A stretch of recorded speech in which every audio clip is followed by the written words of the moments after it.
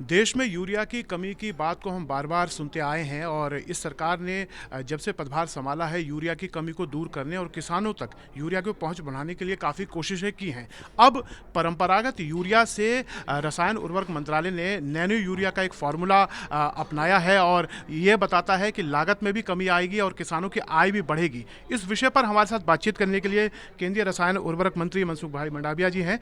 Sir, किस तरह से नैनो यूरिया जो है वो परंपरागत यूरिया से अलग है और किसानों की आय को बढ़ाएगा? वर्तमान समय में अल्टरनेट फर्टिलाइज़र पर जाने के लिए मोदी जी के नेतृत्व में हमने काम चालू किया है।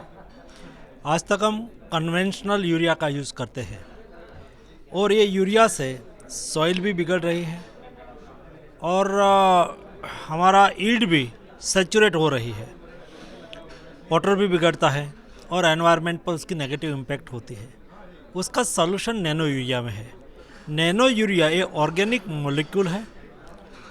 वो 1 bag urea equivalent 450 ml means 500 ml बोतल लिक्विड में होता है और वो एक बैग यूरिया का यूज जितनी लैंड में कर सकते हैं उसका एक बोतल से इतनी लैंड में आप उसको यूज़ कर सकते हैं। 2, तीसरा, ये ऑर्गेनिक मॉलिक्यूल से बना हुआ होने से वो लैंड को नहीं बिगाड़ते हैं, क्रॉप को नहीं बिगाड़ते हैं और ईल्ड कन्वेंशनल यूरिया से जो मिलती है इतनी ही उससे भी मिलती है।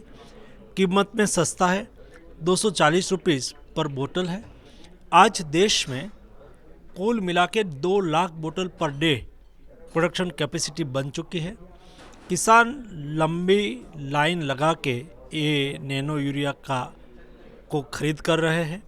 ये हमारे देश के लिए अच्छी निशानी है जो भविष्य में आरसीएफ, एनएफएल और कई कंपनी भी अपना प्लांट डाल रही है जो भविष्य में मैन्युफैक्चरिंग करके मार्केट में आएंगे। कोविड वैक्सीनेशन को लेकर हमारे देश में रफ्तार काफ़ी तेज़ी से बढ़ी है। अब तक 112 करोड़ लोगों को वैक्सीनेटेड किया जा चुका है। इसकी आगे के रफ्तार के विषय में और क्या और भी निर्माता कंपनियों को आप लोग वैक्सीनेशन बनाने के लिए प्रमोट कर रहे हैं?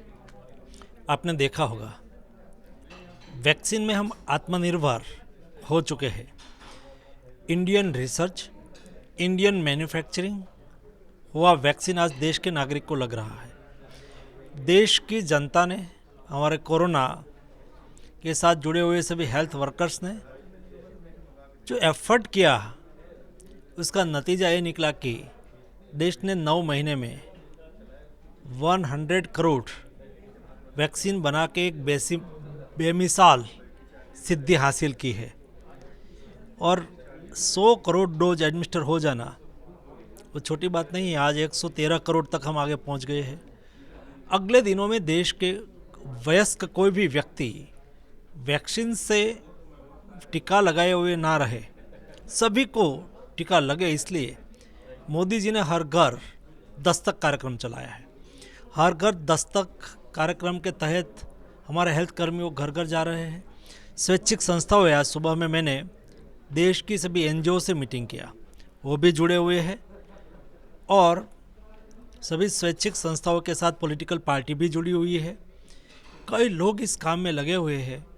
मैं अपेक्षा करता हूँ कि आज पर्याप्त मात्रा में हमारे पास डोज अवेलेबल है, उसका उपयोग करके हर स्टेट भी एफर्ट करे और मैक्सिमम से देश के हर नागरिक को टीका लगे। इस दिशा में काम होना चाहिए और हम कर रहे हैं। सर, सूत्रों के हवाले से खबर मिली है कि आप सांसदों को भी वैक्सीनेशन अपने संसदीय क्षेत्र में वो प्रमोट करें, ज़्यादा से ज़्यादा वैक्सीनेटेड लोगों करें। इसके लिए एमपी लेड की राशि में भी उनको इंसेंटिव के तौर पर कुछ राशि बढ़ाने की बात कह रहे हैं। मैं ऐसा मानता हूँ कि सांसद और जनप्रतिनिधि के बीच में भी कंपटीशन होनी चाहिए।